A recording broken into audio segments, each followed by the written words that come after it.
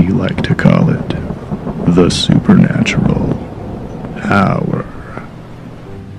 And now, our hosts. Welcome to Supernatural Hour. I am Raven. Before I introduced our other hosts, we do have a guest host here today. His name is Buddy. He's a 6-year-old Doxypin. We're gonna give him a tryout here in the basement, see if he behaves. I don't know if he's gonna say much though. He's kind of licking himself right now. Well, as long as no one rings the doorbell, I think we'll be okay. And if the doorbell is rang, you will know it. All right then. He seems very docile. He's an attack dog. He is. Yeah, he'll bark he'll treat you like evil incarnate when you first come in, and then 5 minutes later he's your best friend and has no idea what personal space is, so he's weird. So anyway. But we also have... I'm Tim. And... Chad. Excellent. So, before we tell you what we're going to talk about, let's talk about Rock Canyon. Well, Tim wasn't able to be there, which was really sad. But it actually turned out to be really good. Everybody that was there really enjoyed it. None of us had investigated there before. We only knew it was haunted because it's listed on a handful of haunting sites on the internet. And Chad and I went there, a few weeks before and kind of scouted it out to make sure that it would be feasible to do as a kind of a group excursion. Had it split up into 3 areas, so that we could social distance and, have areas that we could rotate like you normally do when you come and investigate with us. Apps Paranormal Services. And, everybody that came, we said, okay, this is new for all of us. We're kind of all guinea pigs, so let's do this and see how it happens. Everybody had a lot of activity. Everybody really enjoyed it. I think it's definitely someplace we'll go back to. I think in future events, because of some of the feedback we got, kind of the south area that we had assigned, I think we'll let that be optional. We can say, hey, this is what's going on over there. Yeah, it just wasn't conducive for a group gathering area. It was more of a trail. When people came by, they kind of had to walk through the people that were investigating. It was, kind of narrow. They couldn't really spread out very much. The spirit that is there doesn't really want to talk to anybody. And it tends to be the longest to get to. So, but there was activity in a different area that was closer. Anyway, so if you missed it, come back. It'll be even better because we've narrowed down kind of where the activity is and is not. And I'm actually looking forward to going back and doing that again. Yeah, we talked to a lot of the people that had participated, and they really enjoyed the venue and the event. I thought it was very successful. Yeah. Just some of the highlights. Some of the more sensitive folk heard... there's a lot of Native American activity there. They actually heard some Native American drumming going on. A lot of activity with Native American spirits by the creek, with a little girl that's by the creek, with some girls that had their bodies had been found there or passed away there. I don't remember exactly. But there were some more modern women. Anyway, it was really successful. Yeah. I think our only thing is we didn't have lights, and so it kind of got dark when the sun went down. But next time and it was the second longest day of the year. Yeah, didn't get dark till like forever, but when it got dark, it was dark. So, and I have to give a little shout out to the people that were rock climbing. Not from our group, just it's like, dudes, it's like super dark. Why are you rock climbing? Y'all gonna die. Hence, it's haunted. Anywho, so if you missed it, watch for it. It's definitely one that we will do again. It was a lot of fun. Well, that's cool. I'm glad that everyone was able to make it that made it, and that no one got hurt. Because that's the most important thing, is especially when you go into somewhere where we're not familiar with, you just want to make sure that everyone has fun and is safe. Right. So, it's called Rock Canyon Trail, and it is a hiking trail, but it's, there are loose rocks, there are, little drop-offs, and when I say little drop-offs, I mean, if you fell down some of them, you might break an arm or twist a leg really good, but I think you kind of have to try to do that. And we had some people there that were a little older.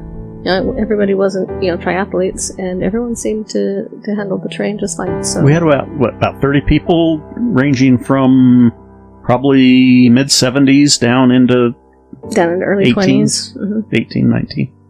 Yeah, there were a couple teenagers there. 18, 19-year-olds. Yeah, probably mid-70s, and everybody had a good time. So, residentials. Didn't you go on one recently? I'm going on one right after we finish recording. Oh, that's right. It's today. Okay. Yes. Right. So this is actually a follow-up to the investigation that I talked about on our last episode. And I'm a little perturbed with another team, but I'm not going to go into too many details because I want to be better than that and not do exactly what they were doing to me. So one thing I do ask, though, to other teams out there, please be professional when you are dealing with clients and you're in their homes. The one thing that this guy did tell me is he felt the team brought some negative energy into the home, and it kind of made him feel uncomfortable. And to the homeowners, like, if you're calling people to come out to your home, if it's us or if it's somebody else, you don't feel comfortable with the people that are in your home. It's your home. If they're in there and they're doing something that you don't agree with or you don't like or just doesn't make you feel comfortable, you are more than welcome to ask. If it's us or anybody else, ask them to leave. It's your house. That's one thing that he said he wished he did with the other team, to ask them to leave, but he didn't. And I just want to use that as an example. Like, we're here to help you, and if you don't feel that we can give you that help, you're more than welcome to ask us to leave. Just tell us you don't feel comfortable or whatever, and we'll go. Like, it's your house. We're not in charge. You are. Yeah, and if there's negative feelings with us or any team for whatever reason, that's not going to solve the problem. It's just going to amplify it. We fully realize that, we're not the best team for everybody. We're not going to be everybody's perfect fit. There might be something about us that you don't agree with, and that's okay. We want you to bring people into your home that make you feel comfortable and make you feel safe, and that they're going to help fix the problem. So what do you think about that Wisps team? They're all right. I am wearing one of their shirts right now, so... They're okay. So we did a residential in South Jordan last week, and it's a family that everybody in the family, to me, seemed to be just a little bit sensitive, some more than others. When we went there was the mom, the dad, the daughter, and then they had a son. He wasn't actually there, but he is 20-ish, young 20s. There. Mm-hmm. Yeah, early 20s, and he comes in and out. Right, and they didn't really tell me any specific things that I remember as far as, things moving, or it was mostly just, some bad feelings, some heavy pressure. I think they did occasionally see some shadow figures, but it was mostly just a heavy presence. So, after doing the investigation, we determined that there was a male spirit upstairs in the boys' room, and then a type 3 spirit downstairs in the girls' room. And in the girls' room, there was a great big mirror, floor to ceiling, like the closet. Closet door mirrors. Closet door mirrors. And so... Overlooking the bed. So... Those scare the crap out I of me. I used to have an apartment where the closet doors were mirrors, and I hated it. I ended up, towards the end of my time living in my apartment, I slept in the living room on a blow-up air mattress. Yeah, so, we explained to them a little bit about the mirrors, and we said, these are, would be expensive to replace. So we cleansed them. There was a portal in the mirror, and then we suggested that they put up a curtain rod or, something to cover those, at least while she was sleeping. So they're going to do that. So I think it was pretty successful. We were able to get everything out, and this family, they're in the know. When they didn't feel good about something, they would sage, and they knew some stuff to do. So yeah, and she was very sensitive. Yes.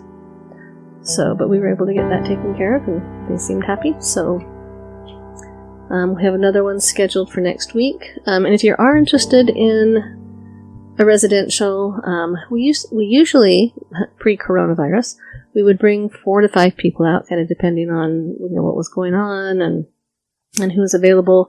But we're trying to social distance, trying to keep those smaller groups, so we're only bringing 3 people out. Kind of trying to rotate through all of the investigators to make sure everyone gets a turn. So if you're one of our investigators listening, don't forget, you'll get a turn eventually. But residentials are starting to come in as COVID is easing up a little bit, and at least in some places.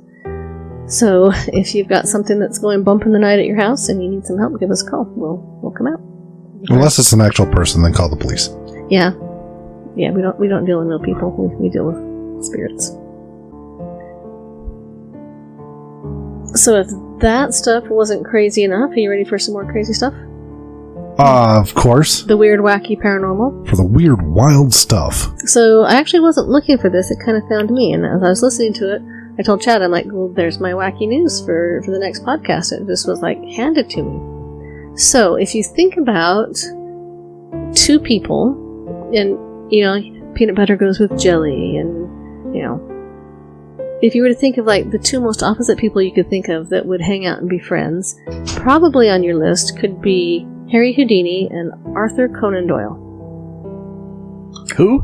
The guy that wrote the Sherlock Holmes? Yes. Yeah, that's... Would you picture them together? Not in a million years, no. No, but, well, they were. So apparently in... Bet you didn't know I knew that. Trying to see, did I write down the year? Yes, in 1920, they kind of hooked up, and they became friends. And the reason they became friends, now one thing you have to remember is about this time, you know, the late 1800s to early 1900s, spiritualism was really taking an uptick. Big movement. You know, kind of, I don't know that it started, but think of, you know, you've all heard of Abraham Lincoln and very interested in the paranormal, and his wife, you know. Yeah, he hunted vampires. He did. I saw that documentary. Yeah, so did I. I think we talked about this on it. Wasn't a documentary that we... I think we did. But Mary Todd Lincoln was very much into spiritualism and trying to contact her son. So, I mean, it's a big movement, and it went on for many, many years. So, it's still going on. And you got to remember, I mean, I'm sure everyone knows who Harry Houdini is, the magician. And he was a Hungarian immigrant, not terribly well educated. And then there's Arthur Conan Doyle, who's like this Scottish gentleman, you know, educated in private schools and very Victorian and proper. And but they came together, and the reason why is Arthur Conan Doyle's son, Kingston, passed away. And so, and we're just going to call him Doyle, so I don't have to say his whole name the whole time. And Doyle was very interested in being able to, he wanted to be able to talk to him. You know, he believed in an afterlife, and he wanted to be able to talk to his son.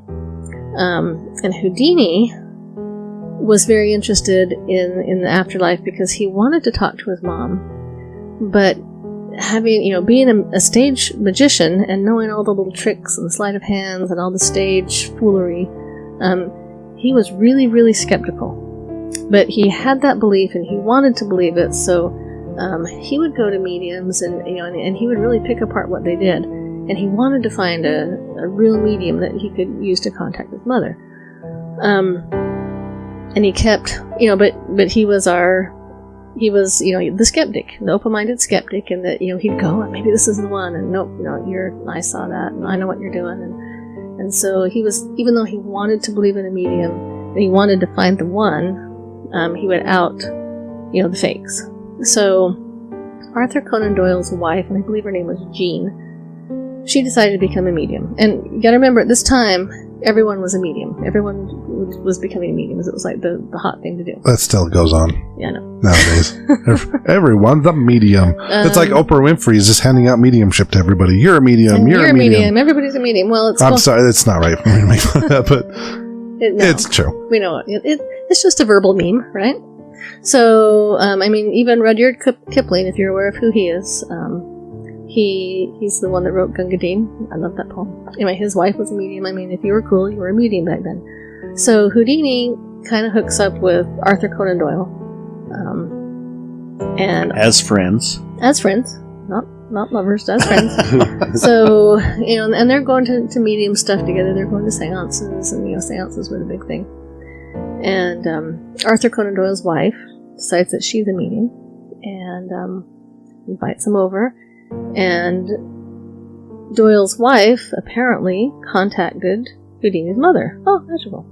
But Houdini outed her, and this is kind of when their friendship started to die. And I'm making this really short, but they hung out for several years and went to different places together, and Houdini's trying to debunk it, and Arthur Conan Doyle's like throwing millions of dollars into research, you know, millions of today's dollars, trying to prove that it's correct. And anyway, so Houdini goes to the seance of Jean Doyle, and she writes out like 15 pages of things that, you know, Houdini's mother is apparently free association, you know, telling him, writing. And this is when their friendship kind of started to fall apart, because Houdini's looking at these 15 pages of perfect English, and he's like, my mom's English was crap. This would not be her talking. She spoke Yiddish. She was Jewish. She was Jewish. She spoke another language. Her English was very broken, and so, here he is telling his friend that, your wife's a hack. Arthur Doyle's not like, oh, well, cool, yeah, she is. I mean, yeah. So their friendship started to deteriorate. Yeah, in addition, that it was all about Christian kind of stuff, and his mother was very Jewish. Mm-hmm. There's a couple other things. Did you get? No, but those are the. I mean, that's the gist of it. Those are kind of the main things, and so their friendship started to deteriorate. Well, kind of the last straw was they went to a because Arthur Conan Doyle's really, oh, it's true. I'm really building it up, and he's like, oh, what's going on? They went to a medium, and this is where the really wacky comes in. They went to a medium, and her name was Margery Crandon, and she was a Boston medium. And she would conduct seances very scantily clad. And on occasion, she could produce ectoplasm out of her vagina. I'll say it. Just out of her nether regions, she would have ectoplasm come forth. I'm just going to leave that there. So, I want to say so much, but this is a family show? I know. So, ectoplasm out of your private parts. So, that just really led to a rift, and Houdini was like, you got to freaking be kidding me. And Arthur Doyle was like, no, this is totally legit. Anyway, so their friendship fell apart, and it never did get back together. So, they kind of hooked up on this thing to figure it out in 1920. Houdini died of a ruptured appendix, or ruptured something, in 1926 there. Anyway. From doing a magic trick? A magic trick. Well, it's their friendship never repaired. He did a thing where, he'd always tell people, you punch me in the stomach and it won't hurt.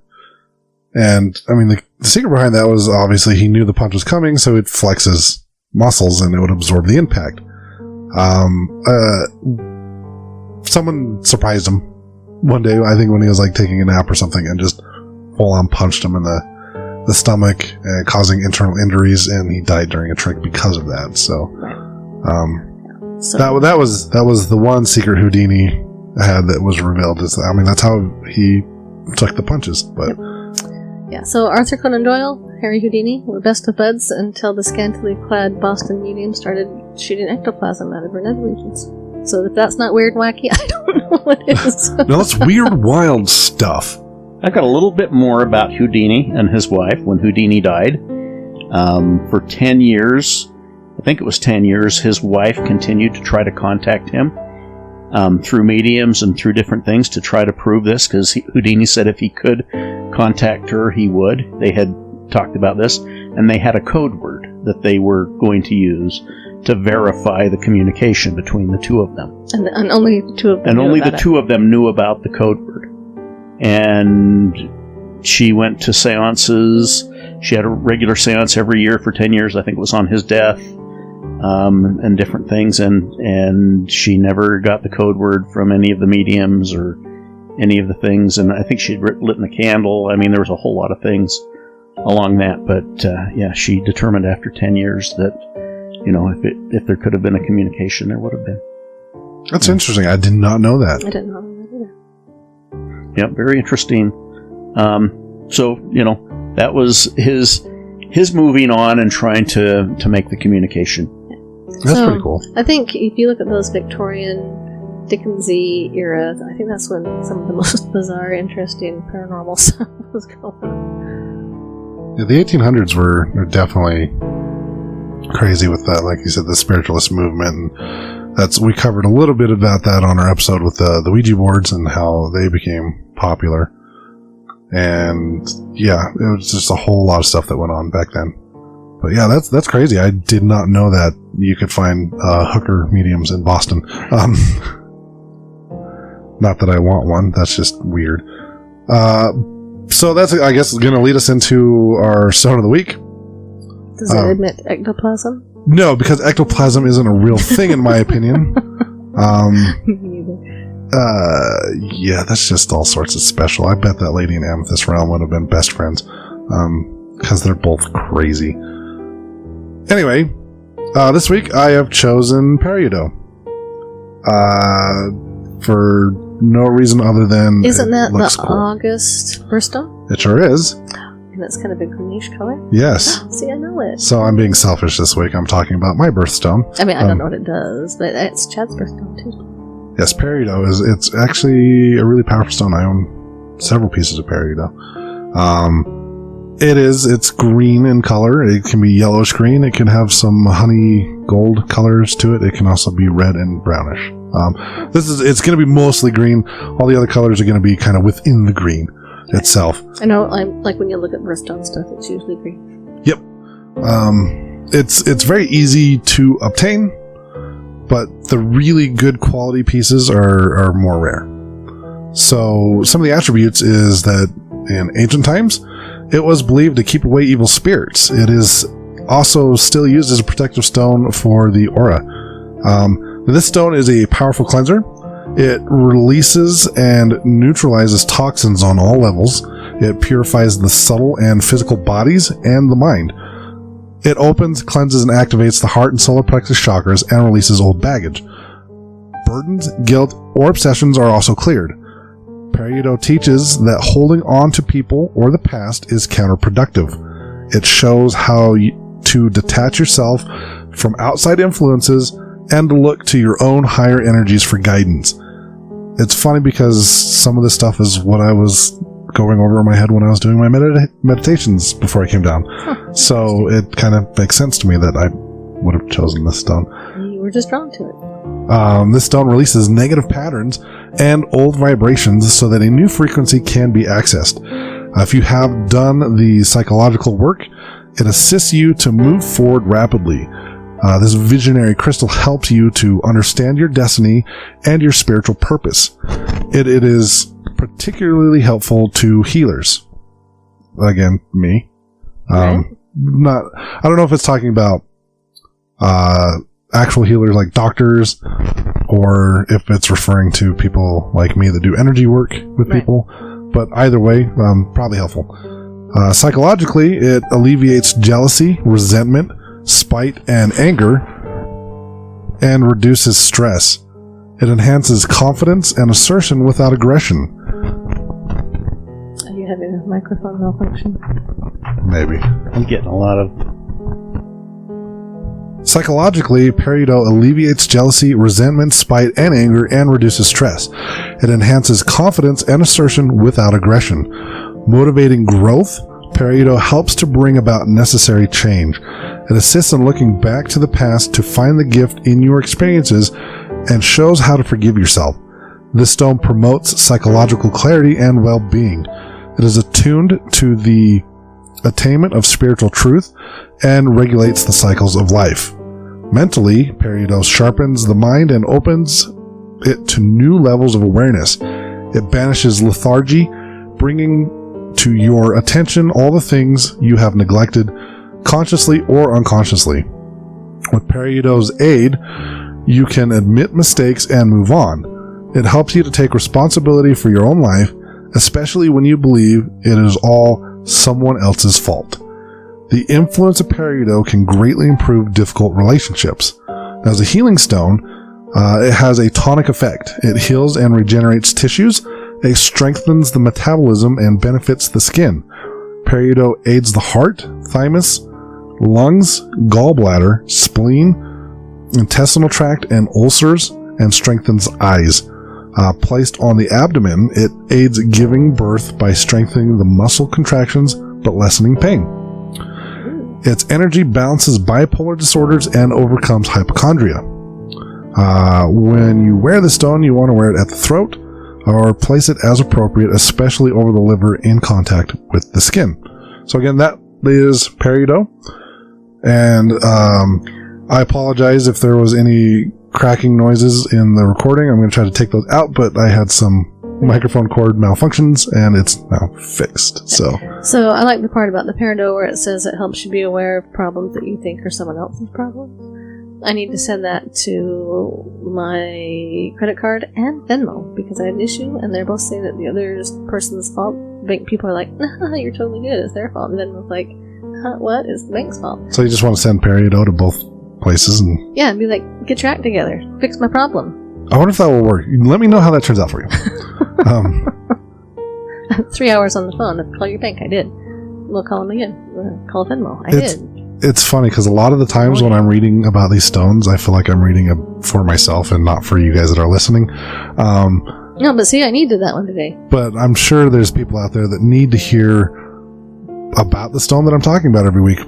That means that someone out there definitely needs it. So, whether it's me or somebody else, yes, somebody definitely needed to hear what I had to say about this stone. In the words of Chad, it's an episode. It's an episode. It is. You've been listening to the Supernatural Hour at AdvancedParanormal.com. The Supernatural Hour is part of the Radio Ronin network found at RadioRonin.com. Copyright 2021 by Advanced Paranormal Services.